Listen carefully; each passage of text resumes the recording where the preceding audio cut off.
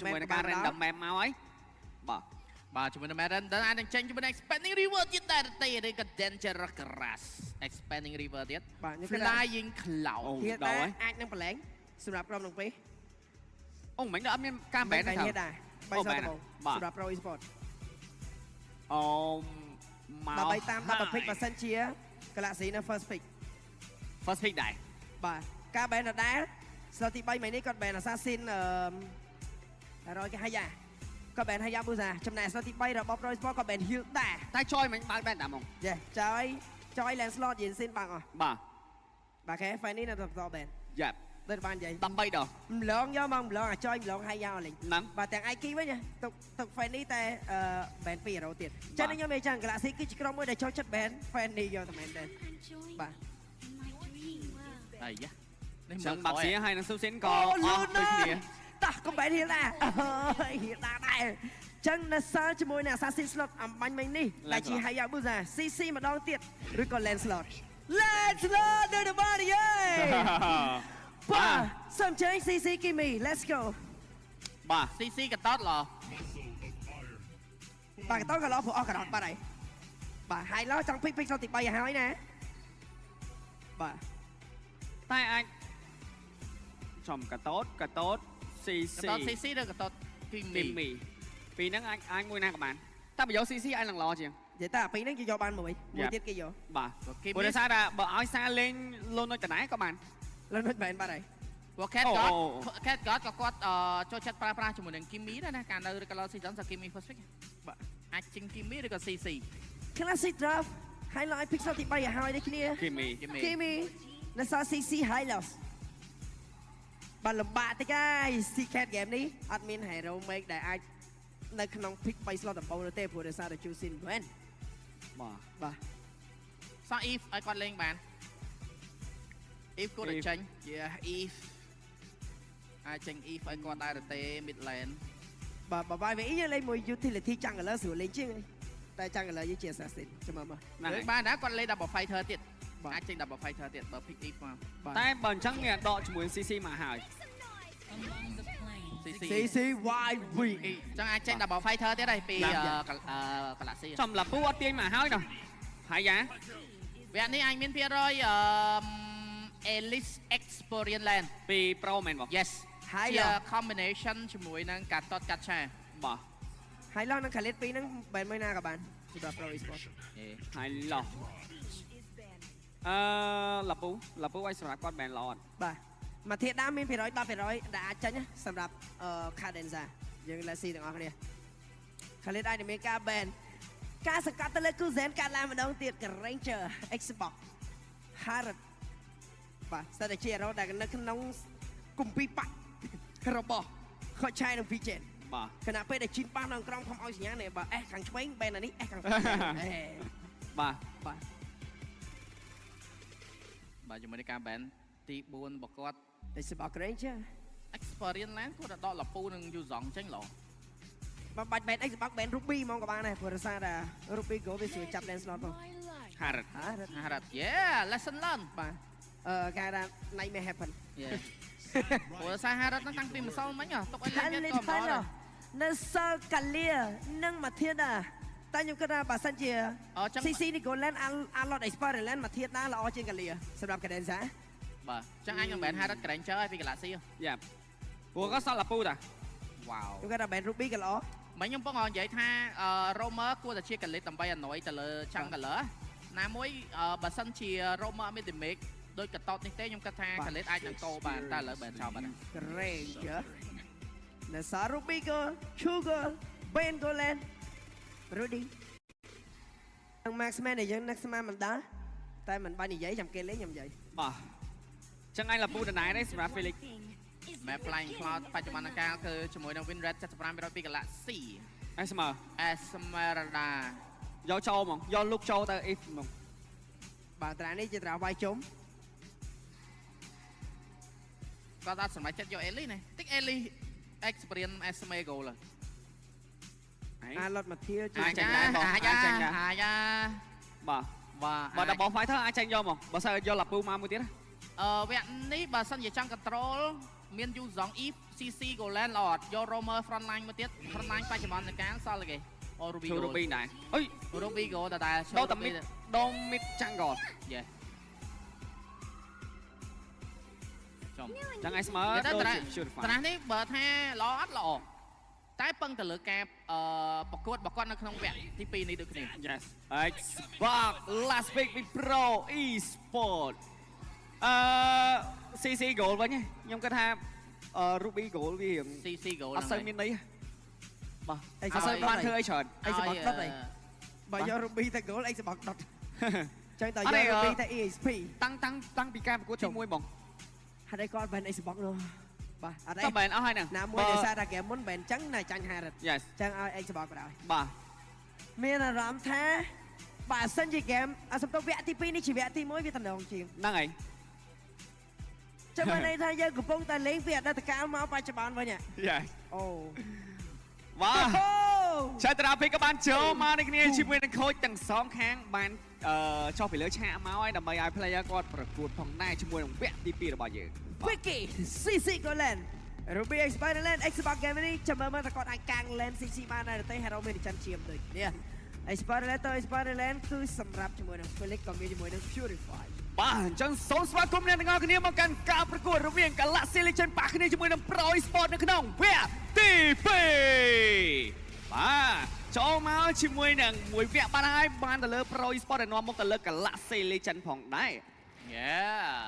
បាទចឹង Izu ក៏ដូចជាលេនឥឡូវមានការផ្លាស់ប្ដូរជាមួយនឹង Hero គ្នាមកលេងវិញផងដែរប៉ុន្តែ Izu បដូរជាមួយនឹងការទៅលេងទៅលើ Hayabusa អូចូលកំហមហើយទៅឬក៏មិនទៅ បាទអូ ទៅធ្វើសัตว์ចិត្តល្អហើយទៅដល់ Q ហ្មង បាទអត់ទាន់ច្បាស់ទេបាទយកជាមួយនឹងសត្វទឹកសិនពីខាង Galaxy Legend បាទអញ្ចឹង Galaxy Legend នៅតែបន្តការយកជាមួយនឹង First Pick ដដែលទេ Hello Kuzen 2ទៅ1 បាំងចាយមក Flicker អស់ពី Flick បាត់ហើយពី Kuzen ជាគោលការណ៍ Experience នៅក្នុង Professional Play គេប្រកាន់គោលការណ៍2បើចាយឈាមមិនចាយ spell បើចាយ spell មិនចាយឈាម បាទ បាទតែលើអត់ទាំង spell អត់ទាំងឈាមអាម៉េចវិញ បាទ Moving speed shot សាកយក Moving speed shot យកមក បាទ បើខាង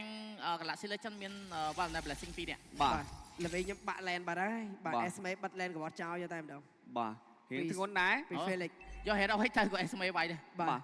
សំ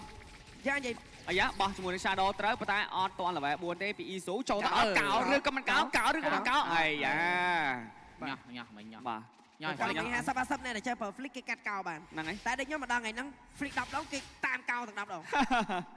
បាទតែមកធ្លាប់ដឹងអត់ អរេមើលវីដេអូ TikTok ឃើញដែរ អូឃើញ ទៅ flick ជាក្បាត់ទី2យើងគ្របក្បាត់លេខគូទៅថាមិញ បាទ បាទសូត្រនឹងចិត្ត បាទចា Ultimate មួយជាមួយនឹង D7 ធ្វើការព្យាយាមទៅអណយជាមួយនឹងវត្តមានរបស់ Lin ដូចគ្នា Lin នៅតែបន្តការចាក់ទៅលើ D7 ឲ្យលោឈាមដើម្បីយកជាមួយនឹង Objective ទី1ផងដែរបាទ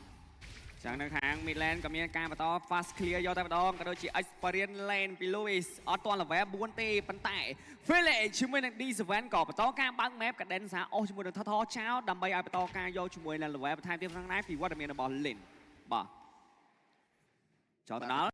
តែម្ដាយពីរដៃទៅលើ list ក៏ដូចជាបន្តការយកជាមួយនឹងឈាមសមមកវិញពី Felix កាដេនសាក៏នៅតែបន្តការបើក map ផងដែរបាទចូលទៅដល់ Fast Total ឬក៏ណាចាក់មួយពី Lane ឈូមួយឈូពី Total សល់ឈាម 8000 ជាងអាចនឹងយកបានឬក៏មិនបាន Felix ធ្វើការក្លោះជាមួយនឹងការចូលបុកយកតំណង Retrieve សាំអត់ទៅមានមក Lane ធ្វើការបដោបុកវាយយកតំណងអានេះមានបញ្ហាដែរទេអត់បាន First Blood ទៅលើ Lane បាត់ហើយទៅលើ D7 បាទមកឈុតបាញ់មិញនេះដូចរៀងលឿនដែរពីវត្តមានរបស់ Galaxy Legend ធ្វើការបើកជាមួយនឹង skill ទី2ពី Secret ចូលទៅ invest បន្ថែមទៀតជាមួយនឹង Jungle ចាក់មួយបឹបបានទៅលើ Lin បាត់ទៅហើយ បាទទោះបានឬមិនបានយ៉ាងណាក៏ដោយឲ្យតែកំចូលទៅកាន់ Izu បាទ ចាឥឡូវនេះគឺគាត់ចាប់ដើមដើរកន្លុកយកជាមួយនឹង objective ពេញនឹងនេះគ្នាក៏ដូចជាសត្វប្រៃផងដែរគឺមិនធ្វើឲ្យតែចំណេញជឿដល់របស់នេះមានអារម្មណ៍ថាមក first pick នេះដូចអត់វិបដិសេរីដូចមក first pick មុនណាហ្នឹងហើយមក first pick មុនគាត់ដល់ first pick CC គេបាន land slot ហើយយើងបានតង្គីមី counter ទៀតចាប់ land slot គេជាប់បាទឥឡូវឲ្យគេចាប់ land slot យើងវិញបាទឥឡូវមើលចាប់ចោលរកចូលជាមួយតង្គីមីរបស់ Za ចំណែកឲ្យមិនមានវត្តមានរបស់ Ruby នោះទេសម្រាប់ Pro Esport ខ្ញុំមានអារម្មណ៍ថា Galaxy Legend ដាក់នុយជាមួយនឹងការប្រកួតវគ្គ2នេះ ហ្នឹងមិនថា បាទចង់គេហៅថាប្រហែលជា Pro Esport គាត់គិតថាអាចនឹង play land slot ឲ្យគាត់ បាទ បាទប៉ុន្តែអត់ទេបាទនៅ CC នៅតែបានក៏ដូចជា land slot បានមកវិញមួយដូចគ្នា គេតែដូរយទៅគេតែដូរហ្នឹងនឹងយកមកដូរ hero គាត់ បាទ បាទ អញ្ចឹងអាចនឹងវគ្គទី3ខ្ញុំគិតថាអាចនឹងមានការ ban ចោលបាទ បាទតែបើយើងចំណាំត្រឡប់មកខូចឆៃណា mình nghe được đâu chất này tại lần đi cái update version thôi vậy thưa mình nước cùng răng bị bà vừa nói ra là chạy cả chiếc vì play play hột ấy chồngจะต้อง check การเชียร์ đấy nhưng vậy vì mình được chùm nón thắm mày chùm nón dục thằng mồ bà chẳng បាទយើងកំឡេកដែរជាមួយនឹង Infinite Note 50 Series ជាមួយនឹង Infinite ចំនួនទូរស័ព្ទ AI Meta Frame AMOLED 90 W ឆាចលឿនយន្តតែដូចជាអេក្រង់ 144 MHz លឿនយន្តតែមែនទែនលេង Mobile Legends ឡើង rank កប់ស៊េរី បាទ smooth កប់បាទចឹងរៀងស្ងប់ស្ងាត់បន្តិចហើយជាមួយនឹង Objective ទី2ក៏មានការ spawn មកក្នុងរយៈពេល8វិនាទីបន្ថែមទៀតប៉ុណ្ណេះបាទ fast clear ពីខាង Galaxy Legend Midland បាទ Cadenza ថតមក Cadenza មានការបើក map រហូតតែម្ដងប៉ុន្តែយើងក៏បានឃើញនេះអត់ទាន់បានមានការទាត់ off spell អស់អីទេពី Cadenza ដូច recall តមកជីពពកមកហើយបាទ មកពីខាងក្រោយគូសែនគីឡូឈាមនេះគ្នាសល់ passive បានតិចតួចយកតែម្ដងប៉ុន្តែយើងមើលជាមួយនឹង Philip ក៏ retain មកដូចគ្នា5ទល់នឹង5ជាមួយនឹង Objective ទី2នេះអានឹងយកបានដែរទេប៉ុន្តែដូចជាមានការ fast turtle ឬក៏ណាមកតាន់ឬក៏មិនតាន់ពេលលេនចុះទៅដល់ retrieve យូសាន់មួយបានផងដែរពីវត្តមានរបស់អេស៊ូចូលបោកវាយ Cadenza គីឡូឈាមជាមួយនឹងការបើកកណ្ដាលអុកជាប់ stamp up រយកដល់ពីវត្តមានរបស់ Second ចូលមកលងខ្លួនជាប់ណាទីពីកាត់ជាមួយនឹង Disman ក៏មានការបោកវាយយកដល់ដាច់ជាមួយនឹង Vicky បាត់ហើយពីគូសែនចូលទៅដល់បាត់បង់តែ goal land មួយតែប៉ុណ្ណោះអត់ចំណេញខាន ហ្នឹង ដាច់ Vicky ហើយតផលក៏យកអត់បានដែរព្រោះមិញផ្លែដើររបស់ Lin ចាក់មកផ្ទាស់ជាមួយនឹង D7 នៅក្បែរនោះជាមួយនឹង Felix ពាំងជាប់មិនឲ្យមកដល់នោះទេបាទយើងមើលតំណងនៅក្នុងការលេងមិញណាសម្រាប់ Pro Esport គឺមានតែ Felix អូសិងមួយសិងពីរចាក់អាទីយកតែម្ដងគូសែនឡើងជាមួយនឹង Passive ទាន់ពេលវេលាខ្លាំងមែនតើពីគូសែនចុះទៅដល់ជាប់ជាមួយនឹង Sun Load អាទីមួយចង្កាក៏ dodge escape ពីវត្តមានរបស់ Lin ដូចគ្នាដកថយផងដែរពីខាង Pro Esport បើថាសយក៏បានដែរគេឡើងសាំងពេញវិញតាន់ពេលវេលាដដែលបើយើងងាកទៅកាន់ជាមួយនឹងតម្រងលេងនៅក្នុងធីមការវាយចុះមួយបាញ់នេះ Pro Esport គឺមានតែ feeling មួយអ្នកពាំង team fight នៅក្នុង backline ប៉ុន្តែសម្រាប់ Galaxy Legend វិញគឺគាត់មានអ្នកពាំង team fight ដល់ទៅ2ដំបូងគឺគាត់ឲ្យជាមួយនឹង Levi ជាអ្នកពាំងតែពេលតែ Levi ពាំងឡើងបាន Levi flick ចេញគឺគាត់ឲ្យ CC ដែលជា Vicky ទៅអ្នកពាំងទៅវិញបាទពីរនេះពាំងជាប់4នេះប៉ុន្តែបើសម្រាប់sorry feeling ក្រោយម្នាក់ឯងពាំង4បាទការរំឃ្លាយកតែម្ដងទៅលើ Cadenza ក៏ដូចមានការដកថយពី Isu ចូលមកឲ្យ Luis ធ្វើការក្រួយក៏អាចទៅលើសាដូចគ្នាអាចមានការបើកឈ្មោះកណ្ដាលអុកចិត្ត Purify ធ្វើការដកថយពីសាមកវិញដូចគ្នាផងដែរក្បួនខ្សែបាទក្បួនខ្សែយើងវាយជោគជ័យហើយវាយគេអស់ spell ចឹងគេហៅនេះបាទថាថលហ្នឹង midland ហ្នឹងអត់ Purify បាទចឹងគេនឹងឡោះគាត់ដូចគ្នាប៉ុន្តែតែចាំថាសាគឺជា midland មួយដែលមានការ respect ខ្លាំងមែនតើពីដៃ midland ដទៃទាំងអស់នៅក្នុងប្រទេសកម្ពុជាបើយើងជា midland មួយដែលគេ expect ថាrespect ថាសាគឺលេងបានល្អបាទឈូ1ឈូ2មកឲ្យពីវត្តមានរបស់ Cadenza ចិត្ត Purify មួយអស់ទាត់ក៏ដូចជាអស់ spell មកវិញដូចគ្នាផងដែរបាទ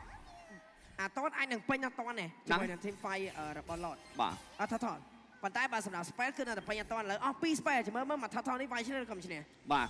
បើគេអស់ spell ហើយវាយគេឈ្នះទេអាហ្នឹងក៏មិនដឹងយ៉ាងម៉េចដែរអូយ fast យើង double fighter បាទចូលទៅដល់តែយកជាមួយ Objective ទី3យកតាមដងពីខាង Pro Esport តែជាមួយនឹង Secret អត់ទាន់មាន RT ទេអាចនឹងធ្វើការ fast ជាមួយនឹង Turtle Retreat មួយប៉ងពី Asu ធ្វើការយកជាមួយនឹង Turtle កំពុងការបើក RT យកតាមដងជាមួយនឹងការជាន់ពី D7 ជាប់មួយរកទៅលើ Luis តែមានការបងវាយទៅលើ D7 ដែរទេជាមួយនឹងការសាង Special មកធួនយកតាមដងជាមួយនឹងការវាយ Passive ចាក់ RT យកតាមដងពី Lin ធ្វើការដាច់ជាមួយនឹង D7 ទាត់មកជើងផងដែរជាមួយនឹងសាក៏បាត់បង់ជាមួយនឹង Kill ផងដែរហើយលើនេះមានការ slow kill ពី Isu អត់ទេ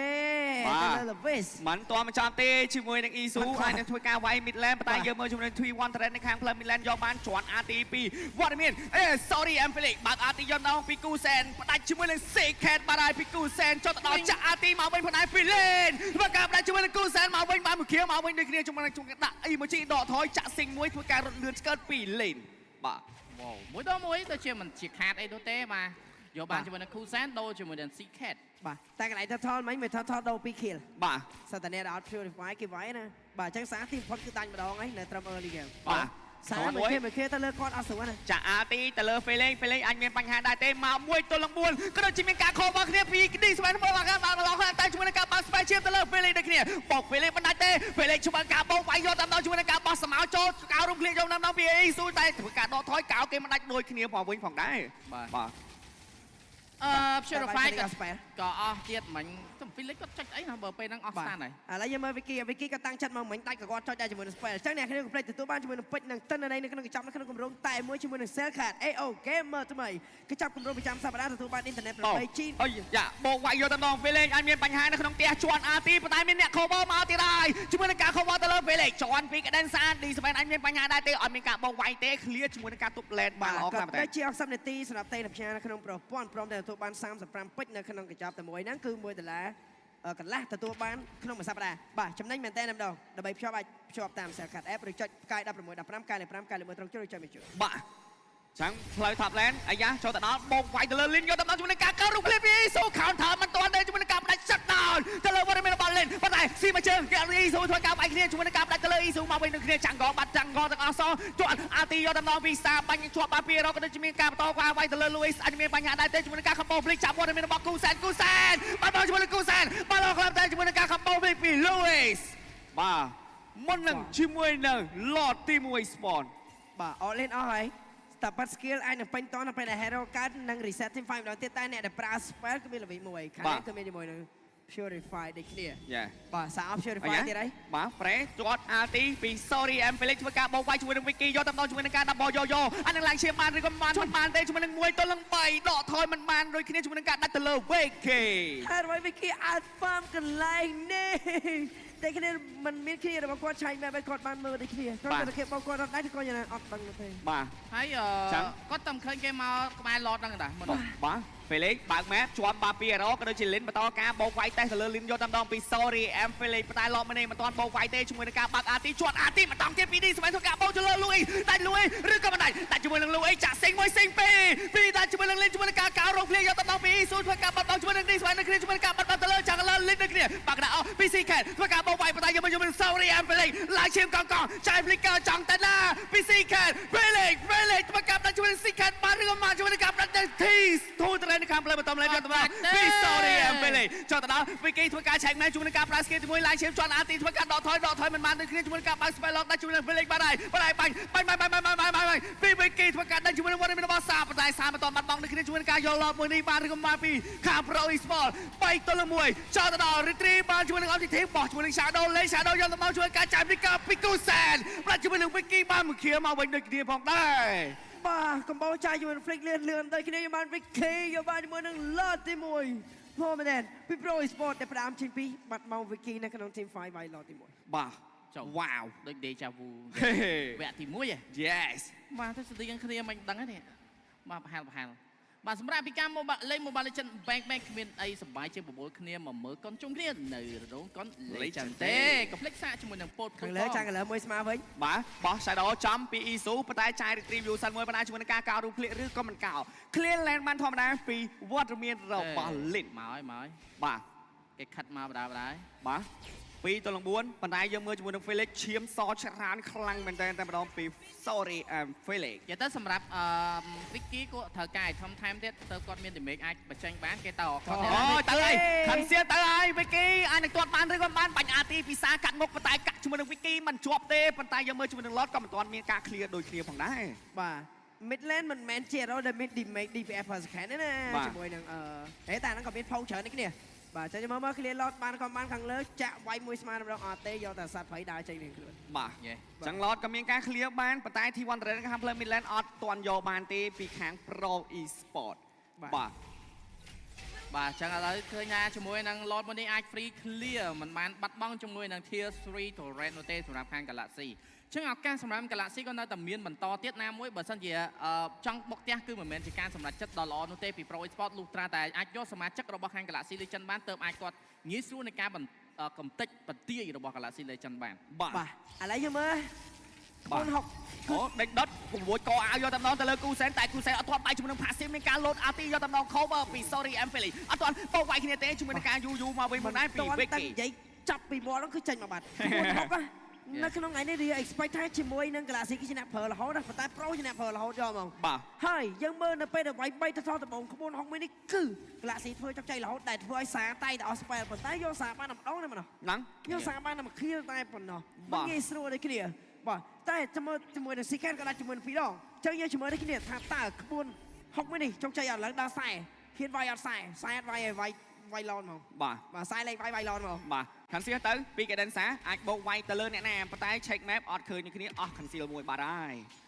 បាទ បច្ចុប្បន្នកាលគឺ Pro បាននាំមក 1K goal ទៅលើខាង Team Galaxy Legend ឡតមួយនេះគឺជាឡតសំខាន់មែនតើចាំមើលតើ Pro អាចនឹងឆ្កឹះយកសមាជិកមួយណាចេញពី Galaxy បានដែរ អាយ៉ាអស់ RT ពី Louis ធ្វើការបោកទូវាយទៅលើ D7 ដើម្បីឲ្យ low ឈាមបាត់ពាក់កណ្ដាលបាត់ហើយ ប៉ុន្តែដោយសារតែ map នេះ map Flying Cloud អញ្ចឹងគេមកវិញលឿនមែនទេ បាទ អូយច្បាត់ពេកចូលទៅកាន់គូសែនបានហើយប៉ុន្តែ Cadenza ហាត់ឲ្យចាប់ជាប់ map អីស៊ូមានតែបោកដែរទេ បាទ អេ ដាញ់វាយពីពេលលេខ low ឈាមឡើងឈាមសយកតែមែនតែនយកតែម្ដងពី sorry and feeling អត់បញ្ហាទេឈូ1ឈូ2ពីកដិនសាមកធួនបាយមិនពី D7 ធួនតែមិនចំដូចគ្នាជាមួយនឹងគូសែនធ្វើការបើក map ប៉ុន្តែនៅតែមិនមានការយកជាមួយនឹង objective មួយនេះផងដែរបាទ បាទចាំមើលការឌូឌីមេសម្រាប់ Jungler ទាំងពីរនេះគ្នានឹងទៅជាងណានេះគ្នាសម្រាប់ Chu Ruby សិតតែធ្វើឲ្យ Hero ហើយយកបុសាចូលមកគៀកពិបាកបាទអ្នកណាមកគៀកដឹងតែមក stand ជាប់ហើយបាទចាំមើលការឌូឌីមេរបស់ អី Ezo អូយ D7 មើលបាល់ឡខ្លាំងតែជាមួយនឹងការបងវាយធីមវាយអស់ពី RT បាត់ហើយមិនបាញ់មិញជាមួយនឹង Lin ក៏ដូចជាសែអស់ RT បាត់ហើយ បាទមានអារម្មណ៍ថាគាត់ miss map vision មួយហើយអត់តឃើញសមាជិករបស់ Pro Sport ទេបាទ Galaxy ទៅការ check map មើលឃើញអស់ បាទតែមិនបាញ់អត់ចាញ់ flicker ពី Louis យ៉ាអត់ទេ បាទគាត់នឹងកបួចប៉ុន្តែមកធួនមិនបាញ់ដកថយបាល់ល្អខ្លាំងតែជាមួយនឹងការកាត់ត skill ពី D7 គាត់ដឹងដែរបើសិនជាកន្លែងហ្នឹងជា D7 គាត់ចាប់មកក៏ពិបាកបោក អាយ៉ាកបួចបោកក៏ឲ្យយកតែម្ដងគូសែនអាចនឹងបែកជាមួយនឹង passive ប៉ុន្តែសល់ Mortal team មួយទៀតប៉ុន្តែមានការបើកវាយ cover យកតែម្ដង sorry I'm playing ធ្វើការវាយមួយទល់នឹង3អត់បញ្ហាសម្រាប់ជាមួយនឹង sorry I'm playing បាទជាមួយនឹង Azo ធ្វើការពួនចាប់ជាមួយនឹងក្នុង map មួយនេះផងដែរអាចនឹងមានការ recall ទៅផ្ទះ បាទ ផង Flying ដែរ Cloud ហោះមកវិញលឿនបាទ record 2នាក់ជីប្រព័ន្ធហោះមកវិញទាំង2នាក់នេះគ្នា បាទជីលឿនជាងយន្តហោះទេបង បាទឥឡូវនេះមានចំនួន4 អាយ៉ាកបួចក៏អាវចាយជាមួយនឹង RT ទៅឬក៏មិនទៅពី D7 មិនតែអត់បានប្រើជាមួយនឹង RT ទៅជាមួយនឹងការកាត់ counter យកតែម្ដងអស់ D7 បានហើយជាមួយនឹងការបើកមុខនៅសល់ sorry I'm feeling បន្ថែមទៀតជាមួយនឹងការ low ឈាមខ្លាំងបន្ថែមពី Cadenza Solid Mortal អត់ទាន់មានការបោកវាយគ្នាអីទេជាមួយនឹងការ clear lane ធម្មតាពីសមាជិក team ទាំងសងខាង map Flying Cloud គឺគេអាច reset បានភ្លាមអាជីពពពកមកចន់នៅក្នុង team fight មកវិញភ្លាមយកតែម្ដង បាទ ឡប់មកនេះដូចជាពជាពេលយូរមែនតើតែអវត្តមានជាមួយនឹង D7 4-5ចាំមើល Galaxy អាចនឹង high race ដើម្បី fast total នេះដែរទេ បាទចោឈូ1ឈូ2ឃើញ map Isu fast slot ឬក៏មិន fast slot អត់ទាន់ដឹងទេជាមួយនឹងការ sing 1 sing 2 Bob retrieve Yusan ពី Galaxy Legend យកបានជាមួយនឹង Lord មួយនេះផងដែរបោកវាយទៅលើគូសែនយកដល់គូសែនធ្វើការចាយជាមួយនឹង RT ធ្វើការដកថយបោកវាយទៅលើ Cadenza អាចបាយមកថតដែរទេអត់ទាន់បាយទេ Load RT ពី sorry I'm feeling បាយមកថតបាត់ហើយជាមួយនឹងពេលលេវាយមួយទៅលើមួយយកដល់ពីពេលលេបោកវាយទៅលើពេលលេបានឬក៏បានជាមួយនឹង Captain D ធ្វើការ cover ជាមួយនឹងពេលលេធ្វើការដកថយយកជាមួយនឹង Lord មួយនេះតែប៉ុណ្ណោះពី Pro Esport បាទយកមិនទាន់បានទេពី Galaxy បានឡងខាងលើអាចនឹងបោកវាយបាន kill ដែរទេបាយតែ Immortal មួយគាត់តែម្ដង បាទ Immortal ដូរជាមួយ Immortal បាទ គូសែនដាច់ Immortal ហ៎ សាយ4ពេញ D7 ទីក៏តដាក់នេះគ្នា RT គូដើមលឿនដែរបងមិញប្រើដែរ flat បាទ D7 ចឹង fast ជាមួយនឹង clear lot មួយនេះបណ្ដែរពី Pro Esport អាចនឹងយកបានការចំណេញអីដែរទេពីខាង Galaxy Legend ដូចជាមិនទាន់ទៅទេជាមួយនឹង Wiki បើក map គ្រាន់តែយូតេសទៅលើ Felix មិនឈឺដូចគ្នា Wiki ឥឡូវ 49k Wiki គាត់ទៅ6ឲ្យធំហ្នឹងគាត់ទៅ6ឲ្យធំហើយ Wiki អីគាត់ទៅថេតច្រើនដែរបាទចូលទៅដល់បាញ់ RT ពិសាធ្វើការបោកវាយទៅលើ Louis មុនគេយកតំណ Louis ហើយមានបញ្ហាដែរទេសមដែរចុងក្រោយជាមួយនឹងការដាច់យកតំណពីគូសែនបាទជាមួយនឹង Louis ធ្វើការដេញវាយពីពេលលេ1ទៅ3 1ទៅ4យកតំណពីពេលលេអត់បញ្ហាទេអត់មានអ្នកប្រាជាមួយនឹង Felix បានទេជាមួយនឹងការការរុកលីយកតំណពី Asu បាទជាមួយនឹង Cadenza បានឬក៏បានតមកជើធ្វើការដកថយទៅមិនតង់ទេជាមួយនឹងការបាយមកថយផងដែរពីគូសែនអត់បញ្ហាសម្រាប់គាត់មានជាមួយនឹង passive ធ្វើការដកថយចាក់ RT យកតំណពីលេបោកបណ្ដាយទៀតបាទជាមួយនឹង Immortal របស់ D7 លោជាធ្វើការដកថយបានឬក៏បានចុះបងវាយដល់ពី PK បាទជាមួយនឹង D7 មកអស់ខ្លាំងតែជាមួយនឹង Waterman របស់ PK វ៉ូជាមួយនឹងការអូសពី Galaxy Legend ទៅលើ Pro Sport មកអូតដាច់ប្រាស់ហ្មងបាទ វ៉ូតែប៉ុតវាយនឹងវាយដើម្បីឲ្យ change set កាច់ទៅវិញប៉ុន្តែឥឡូវនេះ Pro Esport ជាពាក់លំហាត់20បន្ទុក2ខ្ទង់ទៅកាន់ Galaxy Legend ទី1 Lord ខាងក្រោយគូសែនមានជីវិត4ទៀតទេដោយសារតែជីវិត2បើគាត់ Immortal បើគាត់ cooldown 2នាទីកន្លះបាទទី2គឺ Secret ដល់ level 1ដល់វ័យមួយដែលពេញភងមែនណាឈឺមែនណា slow មែនបាទហើយអ្នកដែលដៃវែងបំផុតនៅក្នុងតារារបស់ Pro Esport គឺទៅលើ Hero Haya តែ Haya ហ៊ានចូលទៅផោគេគប់សមោគប់ Shuriken ណាស់បាទនៅមុខនោះមានឈូមាន Ruby ហ្នឹងហើយប្រកាសជាអត់ទេណាបាទឥឡូវបើយើងពឹងទៅលើ X បាក់ហើយពឹងទៅលើ SMA ប្រកាសជាដៃខ្លីបាទឥឡូវយកជាមួយនឹង Power Rank បានមួយអូយឈឺ បាទ មកដល់វគ្គនេះហើយបើសិនជាសមាជិក Galaxy Legend លេងអត់កញ្ជ្រោលគ្រាន់តែឲ្យ Secret Poke ខ្ញុំជឿថា Pro Sport អាចពិបាកនៅក្នុងការ start team fight ទាំងកំរោលព្រោះបើសិនជាគាត់ start ទាំងកំរោលបាននៅពេលដែលគូសែនមានជីវិត2ប៉ុន្តែឥឡូវជីវិត2របស់គូសែនគឺបាត់បង់នេះគ្នាតែប៉ុត team fight មិញវាអាចនឹងថាយើងអាចឃើញថា fight គូសែនអត់ដាច់ប៉ុន្តែបើសម្រាប់អ្នកមើលកលៈរបស់ game ឡតក្រោយគឺពិបាកហើយបាត់ដោយសារគូសែនអត់ជីវិត2 កលៈ បាទ កលៈចង្កេះហេ ជំនួយពាក្យ face បាទចាំប្រៀបគឺឃើញក្បួនហកគាត់វាយក្បួនខ្សែគាត់វាយចាំបាច់ឡតយកមក Yes បាទឥឡូវយើងជាមួយដល់គ្នាថា Pro Sport ធ្វើមួយរឿងចាញ់ដែរឬទេ បាទ បាយមកថលក៏ចាញ់ដូចគ្នាដែរទីមេកាន់តែកាន់ឡើងគឺដល់18នាទីនេះ បាទសំខាន់នេះមកថមមិន 5ទៅ3 បាទ អាយ៉ាចូលបោកបាយយកតំណទៅលើលុយមុនគេធ្វើការចាក់ជាមួយនឹងអាទីប៉ុន្តែគូសែនអាចបាយជាមួយនឹងផាស៊ីលូតអាទីជាមួយនឹងការដកថយយកទៅលើមកគ្នាអាយ៉ាចាប់ទេពីកណ្ដាលសាចង់បោកទៅលើឌីស្បែនមុនគេឬក៏យ៉ាងណាជាមួយនឹងការបោកបាយទៅលើឌីស្បែនមុនគេចាក់ស៊ីង1ស៊ីង2ប៉ុន្តែយើងជាមួយនឹង sorry em play 1ទៅ3បោកបាយជាមួយនឹងពេលលេងដោយរៀងឈឺចុកចាក់ខ្លាចជាមួយនឹងការដកថយមកវិញផងដែរ ឃើញគូសែនទៅពាក់មុខជាចូលតម្លៃគេអត់ព្រោះដោយសារត្រាំនេះ late game គឺអ្នកដែលអាច start ទី fight ទាំងកំរោលបានគឺមានតែគូសែនតែម្ដងតែពឹងទៅលើ item ជីវិត2 បាទ តែបើសិនជា lot mini scale បន្តិចទៀតគូសែនគូដោនជីវិត2ពេញហ្នឹងមានរឿងផ្សេង ហ្នឹង បាទ បាទចាំភ្លាមជាមួយនឹងការ reset យកឈាមមកវិញជន់ RT ពីពេលលេងប៉ុន្តែមានការក្បួយក៏ឲ្យយកតំណងពីពេលលេងអត់បញ្ហាលោឈាម 50% បាទហើយចូលបាញ់ពិសា Holy Crystal ក៏មានដើម្បីច្រើនដូចគ្នាពិសា reset កន្លែងនេះកណ្ដាលសាគួរ reset អត់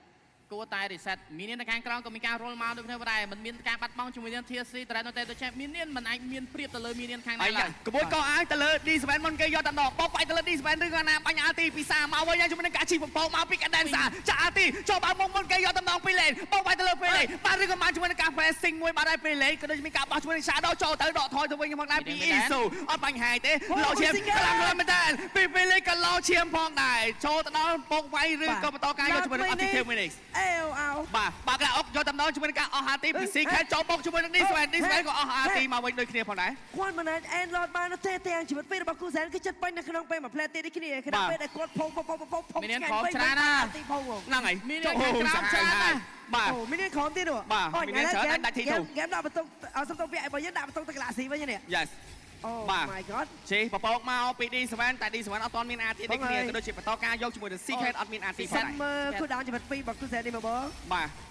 ប្រហែលជាសល់10 second ជាងបង10 second ជាងបាទពេលលេខបើកមុខបណ្ដា D7 បើក RT យកតំណងជាមួយនឹងការក្បួយទៅលើ D7 អាចមានបញ្ហាដែរតែជាមួយនឹងការបើកមែនអត់ទៀតយកទៅ ISO បាត់បង់ជាមួយនឹង ISO បាត់ហើយពីបេគីមកការបោក RT ពីគូសែនស្បែកម៉ូតពីបរិបទបាល់លេងស៊ីង1ស៊ីង2ជាមួយនឹងការកាត់ថយយកតំណងពេលលេខធ្វើការបើក RT យកតំណងមួយទៅលើមួយពីពេលលេខបើក RT ពីសេកាត់បណ្ដាជាមួយនឹងបេគីអត់ដឹងអីទេជាមួយនឹងការបោកវាយយកតំណងយកជាមួយនឹងកាមេរ៉ាមែនរបស់បេគីបោកវាយទៅលើគូសែនសៃម៉ូតទេបោកវាយកូសែនបានឬក៏បានពេលបែកទេ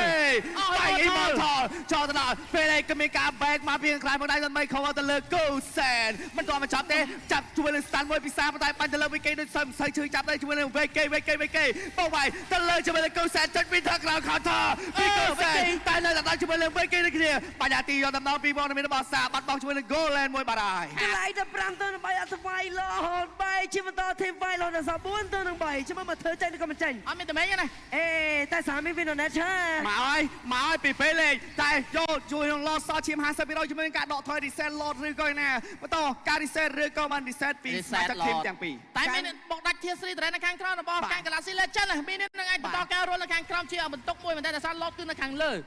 បាទមួយពីអស្ចារ្យទៅឬក៏មិនទៅ purify ក៏មានវីណូណេត ចូលដល់បោកវាយជាមួយនឹងពេលលេងយកតំណងជាមួយនឹងការប្រាក់ស្គីក្បួនចោះឲ្យជាមួយនឹងការទាត់យកតំណង purify ពីពេលលេងធ្វើការដកថយ immortal គូសែនធ្វើការបើកមែនជាមួយនឹងការបើក RT ឬក៏ជាមួយនឹងការដែនសាកលោឈីជាមួយនឹងការប្រាក់ទៅលើកដែនសាបាយ immortal បានហើយបើក RT យកមកពីស៊ីកែចូលមកពីរពីកដែនសាជាមួយនឹងការបោកដកថយជាមួយនឹងលេងគលោឈីមនៅគ្នាបានជាមួយនឹងការ clear lane នៅខាងលើបន្ត lane Louis ស្បាក់ឈីមជាមួយនឹងការកវីមួយឡើងឈីមយកតំណង1ទៅលើ4ពី Louis ដកថយបានឬក៏មិនបានអត់បានទេបាយ immortal មួយបានហើយពី Louis ធ្វើការធ្វើមួយជួយកាប់ទៅលើ Louis វ៉ាវបំផុតអ្នកដែលមានចំនួនគ្នាច្រើនជាងនៅពេលដែលវាយឡតគឺនៅតែជា Pro Esport វ៉ាវកដែនសានៅក្នុង map នៅតែបើក map ដូចគ្នាឡប់នេះមិនទាន់យកទេបង iFrog កន្លែង5ទៅ3អត់ដកមកវាយឡតបាទអាចជាបដិសេរីដ៏ធំមួយសម្រាប់ Galaxy Legend មាននៅខាងក្រោមបន្តការបុកមកទៀតហើយបើសិនជា hold load នេះកាន់តែយូរសមាជិករបស់ខាង Galaxy Legend អាចនឹងកើតមិនទាន់នោះទេតែមានអាចនឹង roll ដល់ជាមួយនឹងប្រទាយធំរបស់គាត់ការសម្រេចចិត្តរបស់ខាង Galaxy អាចដកអ្នកណាដើម្បីធ្វើការទប់ផ្ទះបាទពេលនេះធ្វើការជន់អាទីទៅលើ Secret គីឡូឈាមដូចគ្នាឈាមសច្រើនមែនតើបើសិនជាហ៊ានដល់បលែងពីកង្វល់ទៀតដាច់យកមកគេប្រាប់ហ្នឹង CC OL អញ្ចឹងហើយយកបើសារឯនឹងជើងវែងយូរមកណា ពីអ៊ីស៊ូបាទឆ្លងនេះមានការ make play ឬធ្វើមករឿងណាទេ16វិនាទីមុននឹងល្បី respond do it now or later បាទឡនវិញនេះសាឈៀម20វីដេអូយកតំណជាមួយនឹងការបាំងម៉ែចាក់អាទីយកតំណពេលលេងតែចោលទេការដេនសាជាមួយនឹងនេះស្មានធ្វើការបុកអាទីយកតំណជាមួយនឹងការតួអាទីពីគូសែនដាច់ឬក៏មិនដាច់នៅសកការឡោឈៀមជាមួយនឹងការយកឡនបានពី Pro Esport ចាំឡោឈៀមបាំងអាទីជាមួយនឹងការបុកវាយទៅមកការចុចជាមួយនឹងថាក្រៅបានពីស៊ីខានបានច្បាស់ជាមួយនឹងគេបានហើយជាមួយនឹងមីនេះលេខក្រៅតែជាមួយនឹងស៊ីខានបានមកពីឡូពីខា Pro Esport ធ្វើការបុកវាយលើកlênសាសតដើម្បីរកតំណជាមួយនឹងការអមឡបវិញជាមួយនឹងវាយផ្ទះផងដែរវាយផ្ទះមីលៀនវាយផ្ទះចូលដល់ឃ្លានឡបានមកដែរពេលកាត់ដែនសាជាមួយនឹង Galaxy Legend បាទគេសិខេតម្ដាយចឹងឲ្យអ្នកមើលល្អមើលសំខាន់ឡតគឺនៅក្នុងដៃ Pro Sport ដែរ វិកគេនឹងស៊ីខេតកាន់អត់តូនណាមកឡតនេះគឺគេអាចនឹងវាយផ្ទះបានណា ជីវិតពី3នាក់មើល1អត់ពេញម្នាក់ពូសែនពេញហើយ អូ ជីវិតពី3នាក់ បាទមីនៀនអាចនឹងមក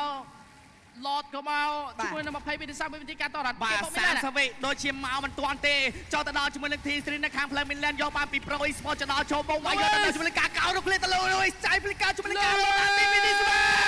ចៃជំនះការប្រកួត Game ទី2របស់ Pro Esport គឺយកបានលទ្ធផល2-0ទៅលើ Galaxy Legend